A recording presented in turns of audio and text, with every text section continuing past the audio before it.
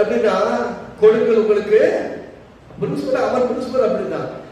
5 தாளந்து வைத்திருந்தாலும் 5 சம்பாதிச்சு 10 கொண்டு கொடுத்தாங்க. ஒரு தாளத்தை வச்சு சும்மா இருந்தாலே அந்த ஒரு தாளத்தை பிடிச்சு 10 தாளத்துக்கு விட்டு இந்தப்பா 11 வச்சுக்கோ, 11 வச்சுக்கோ. ஏன்னா இந்த 11 போய் போட்டு 22 மாத்துவாங்க. அப்ப கர்த்தர் எப்படி பார்க்கிறார்? உள்ளவனுக்கு இன்னும் கொடுக்கப்படும், இல்லாதவனுக்கு உள்ளதும் எடுத்துக்கொள்ளப்படும். அப்படின்னா கிருபையோ வரங்களோ ஆசீர்வாதமோ ஐஸ்வர்யமோ உங்களுக்கு கொடுக்கப்பட்டிருந்தால் நீங்கள் பயன்படுத்தணும். நீங்கள் பயன்படுத்தாமல் மூடி வைத்திருந்தால் உள்ளதும் எடுத்துக்கொள்ளப்படும். உங்களுக்கு வரங்கள் கொடுக்கப்பட்டிருக்கிறது, கிருபை கொடுக்கப்பட்டிருக்கிறது, அபிஷேகம் கொடுக்கப்பட்டிருக்கிறது. ஆனால் நீங்க வச்சு மூடி வச்சு வீட்டுக்குள்ளே உட்கார்ந்து இருப்பீங்க அப்படின்னா உங்களுக்கு கொடுத்த நோக்கத்தை நிறைவேற்றாத காரணத்தினால் கொஞ்ச நாளுக்கு அப்புறம் அந்த அபிஷேகம் டம்மியாயிடும். அப்படின்னா எடுத்துருவாங்க அபிஷேகத்தில். அபிஷேகத்தில் எடுக்க மாட்டார். கர்த்தரை பொறுத்த வரைக்கும் ஒரு முறை கொடுக்கப்பட்டதை எடுக்கவே மாட்டார். ஆனா இங்க பிரச்சனை, அது எடுக்காம ஒண்ணு இல்ல, புதுசா ஒரு பாத்திரம் வாங்கிட்டு வரீங்க, புதுசா ஒரு பொருள் வாங்கிட்டு வரீங்க.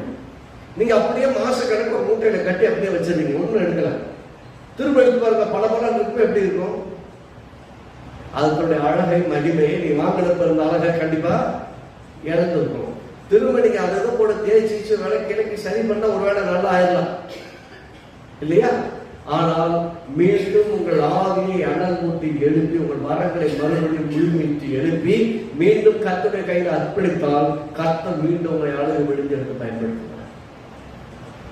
கர்த்தர் வந்து புதுசாக்கிறார். நீங்க அவங்க தேய்ச்சி சில புதுசாக்க வேண்டாம். அவர் என்ன வெயிட் பண்ணிட்டு இருக்கேன், வா உனக்கு கொடுத்த அபிஷேகம் சும்மா வீட்டுல உட்கார்ந்து இருக்கிறதுக்கா? இல்ல எந்திரிச்சுலாம், நான் உன்ன வச்சு பெரிய காரியங்களை நீங்க எடுத்து நீங்க போய் சில மக்களை சந்தித்து அவங்களுக்கு சொல்லுவீங்க, அவனுக்கு ஜெபிப்பீங்க, கர்த்தர் உங்களுக்கு அற்புதங்களை செய்வார். அப்ப தெரியும் கர்த்தர் உங்களுக்குள்ள வேலை செய்யறாரு. வீட்டுக்குள்ள உட்காந்து எப்படி தெரியும்? நீங்க வீட்டுல உட்காந்து யாருக்கும் ஜெபம் பண்றீங்க, அற்புதம் நடக்குதா? இல்லைன்னு சொல்ல. ஆனா நீங்க ஜெபம் பண்ணிதான் அற்புதம் நடந்துச்சுன்னு உங்களுக்கு தெரியுமா? இல்ல அந்த அற்புதத்தை பெற்றவங்களுக்கு தான் தெரியுமா? நீங்க எழுந்து நின்று கர்த்தருடைய நாமத்தை அறிவித்து அவளுக்காக ஜெபம் பண்ணி பாருங்க. அற்புதம். வீட்டுக்காக ஜெபம் பண்ணுங்க, குடும்பத்துக்காக ஜெபம் பண்ணுங்க, வேலைக்காக ஜெபம் பண்ணுங்க, வேலை ஸ்தலத்துக்காக ஜெபம் பண்ணுங்க.